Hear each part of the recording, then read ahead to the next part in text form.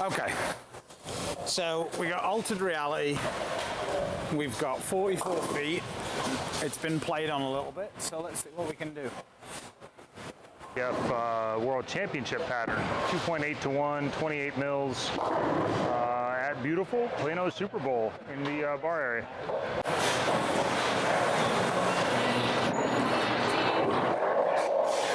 What was that? I said just all the goodness. Yeah.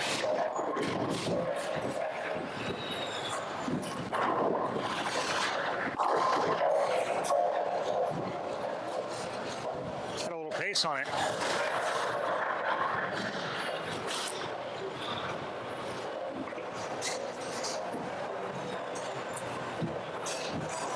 Chris, in front of the ball return straight away.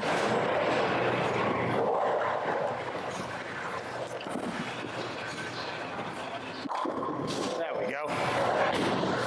Whew. Nice. Better.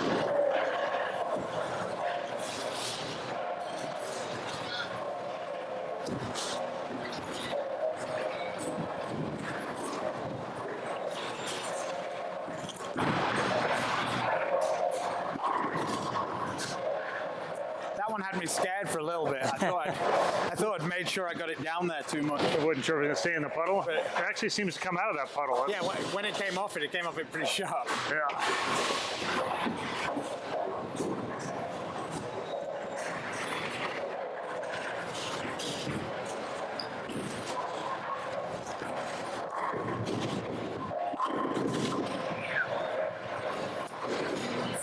For the people, watching this, Yeah. What's your keys to when you stand in front of the ball return? Because I know a lot of people struggle with that.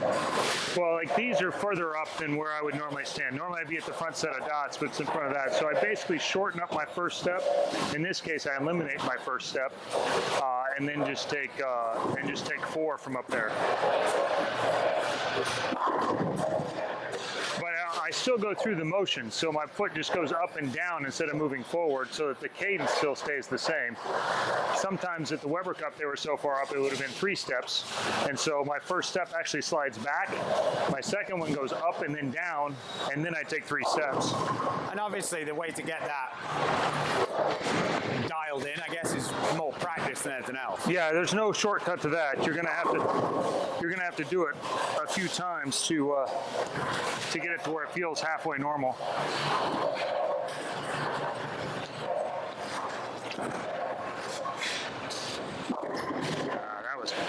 That was pretty firm there. I was actually quite surprised that one didn't. Yeah, that was firm. That was off me.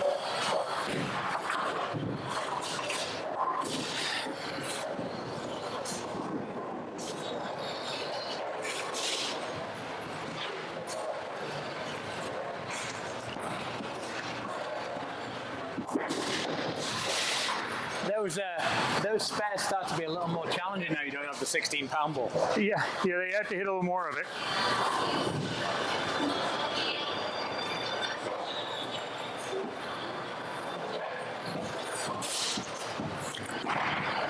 Oh, there she is. There she is.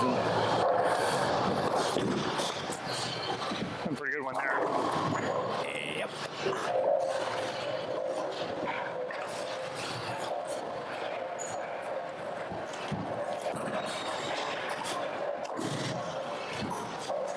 I think you can see there's actually not very much play has been on this lane, and there's a fair amount of volume, and already the lane hooks quite a bit. So don't let the shine fool you with this one. It will hook, and it'll hook in a fair amount of oil as well, polish or no polish.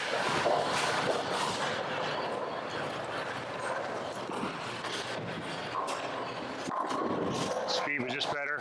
I just really rolled that one. You really got that one. Yeah, I got too firm on the third one.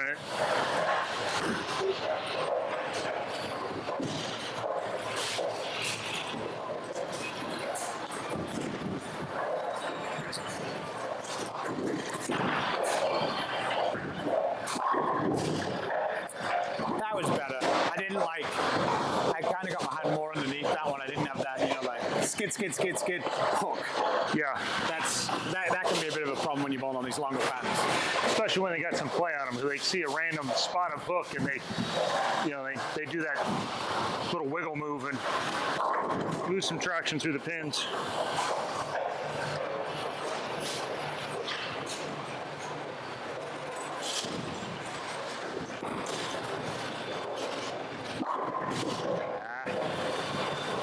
Just a little forward.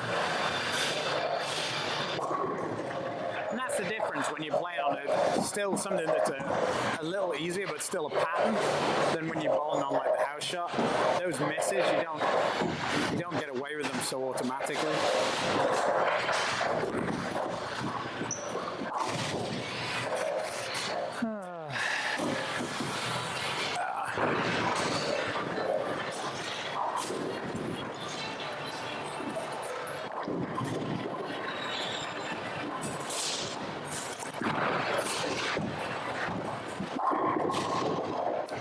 All ball speed there. Yeah, and for me, this is just a little more broken down than where I would probably use this, but yeah, this is almost exactly what I would use this ball for. And then that's the other thing about a lot of these videos. It's all about who matches up to what and when and how. And yeah, so off that last one, the flat 10, I normally move when I change my hand position, add more axis rotation. I only move 2. I flat 10, so I'm going to only move 1.5. And we're going to try and make this one continue a little bit more.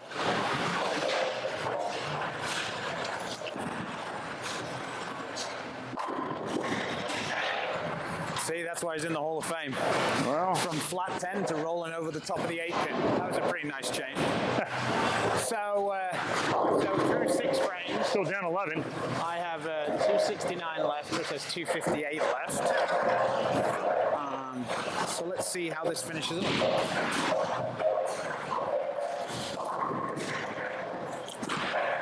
That's got to hurry. Maybe it doesn't. So Stu is 10-pin double, 10-pin 3-bagger. And I am double 2-8 strike, flat 10 strike. So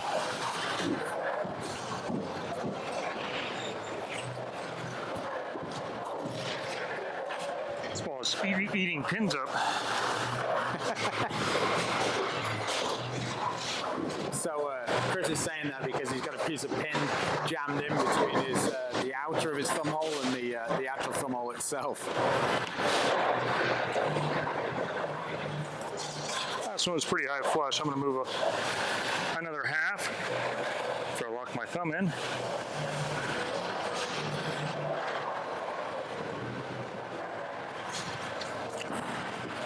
Whoa.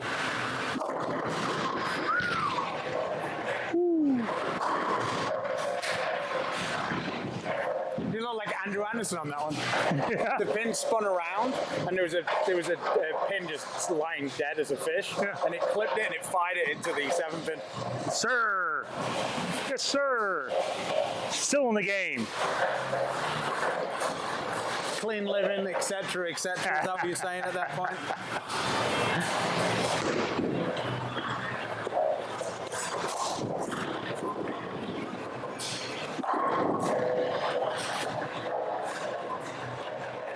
Don't need the one. Maybe I'm not in the game. I don't know, because that looks pretty good.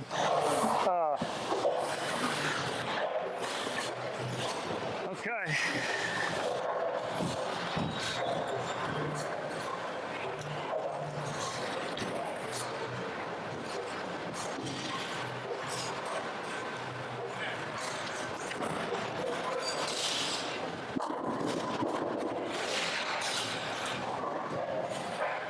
Well, it goes to show, even if you've been bowling 35 years, you still tuck yourself right into stuff. The last one's a little light. Overhit the next one, turn it into a 4-pin. The Kembe says, not in my house. But we still have a bit of a game here.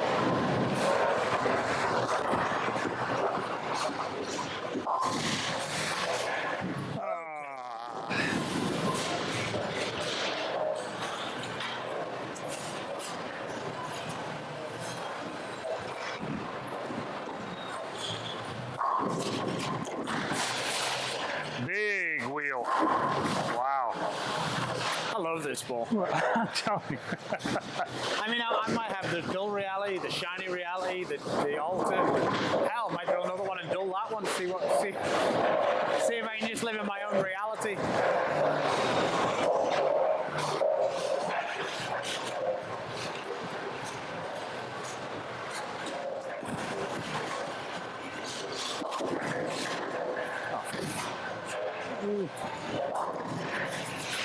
This place breaks down for me. It feels like every 3 shots. I just can't. Right? Yeah, it's that asshole you're bowling against who stood right on top of you. Whew.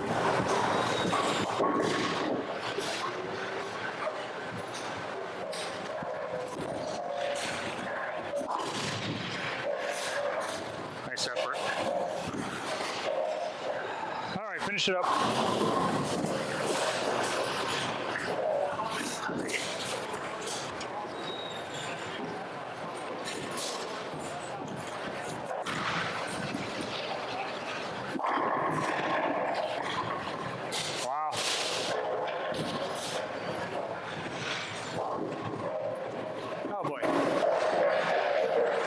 There's a pretty consistent theme on the Beef and Barnzy channel. If we throw asymmetrical balls, one of us wins a lot. Yeah. And we throw symmetrical balls, the other one at least has a chance. Wow.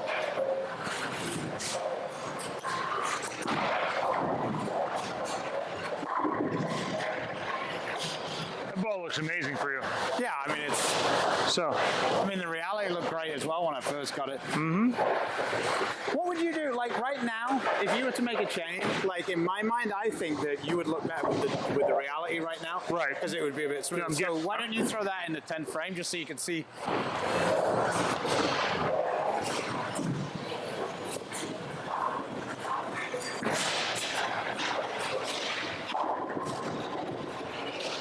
.269. Well done. Yeah. And that was not a fake one. But No. I mean, this one is just a 1/2 inch stronger pin.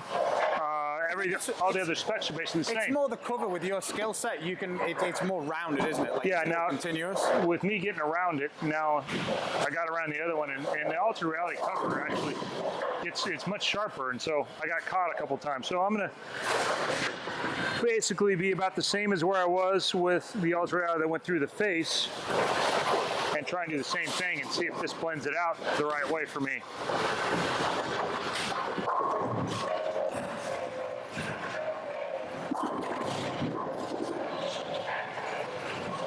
Wow! Didn't see that coming. Holy shit! Did you see how much that just hooked?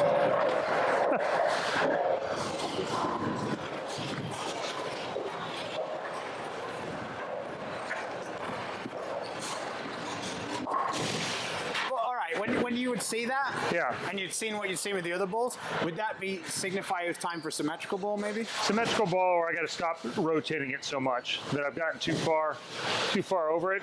At that point, probably the Zen Master is the step down. You've of course got that one shiny. It's lane shined. It's at 3,000. And so it's going to be a little smoother. The pin is under my ring, which makes it a 5-inch pin. So 5 by 4 by 5.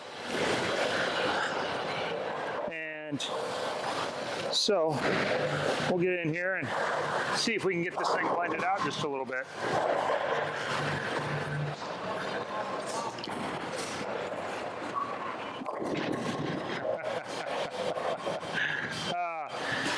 And that's just having a new ball and not knowing where it fits in quite as well. So yeah, that game finished. I obviously had the ultimate matchup with that. And I just feel like for me and you talk about this a lot, but the asymmetrical balls, I feel like you're trying to trick them to do what you want them to do. Mm-hmm. For me, I feel like I can just put like kind of normal layouts on them, and like because I can get it through the front a little bit better. lot better. Well, yeah, but it allows me to manipulate the oil much more with the asymmetrical. Conversely, when I use like weaker pins on the symmetrical balls and I bowl with that much oil, I'm dead. Like I can't.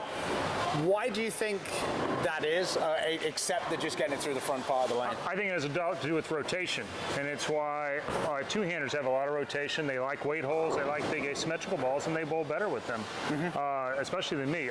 I'm a little bit old school. I came up growing up where the sooner you got a urethane ball started, the more it hooked. They didn't really roll out very much, and so I still do some of those things to control the lane once I got on tour. But now that makes it trickier to use some of these big cores because those big asym balls tend to roll up and get going forward, and so that makes me feel like I got to spin them a little bit more. And in that case right there, I over-rotated a couple of them, and they really came and then off they it. really came off of it as opposed to bleeding out, and so the difference was a little bit too big. So do you find those asymmetrical balls are a little more easy to use for you? Like they come into their own when you can keep it more in front of you? Because it'll pick up and it'll stay on line better in the oil and it'll go through the pins a bit better? What they tend to be is when I have more cover. So like the reality in general, then those roll better for me than the shinier asymmetricals because they'll bleed out all the way along. Yeah. So if I have to go around them, they don't overreact so much. Or get long, and they're going to roll early, and when they just roll early, I just get out of them. Versus sometimes the shiny one, this Ultra Reality gets through the front lane really well. Yeah. And so it'll make me feel like I can play with it sometimes when maybe I shouldn't be. It'll be more usable, and I think for a lot of people, I think it's going to be great. Whether I have to knock a little bit more of the cover off so that I can use what I like to do more and make it fit better remains to be seen. Yeah, I mean, like, just from what I'd seen, I think that you might have been better if you'd have been a little straighter and you could have been a little more aggressive with it, and you could have been a little more forward, keeping it closer to the head pin, and you could have got it to go through the oil, but still pick up in the oil. Right. Whereas you definitely can't do that with a symmetrical ball because if you get it on the oil too quick, it's just not going to get through the pin. Right. So, different perspectives. Maybe we'll throw another game on this same pattern with a symmetrical ball, and we can see the differences. All right.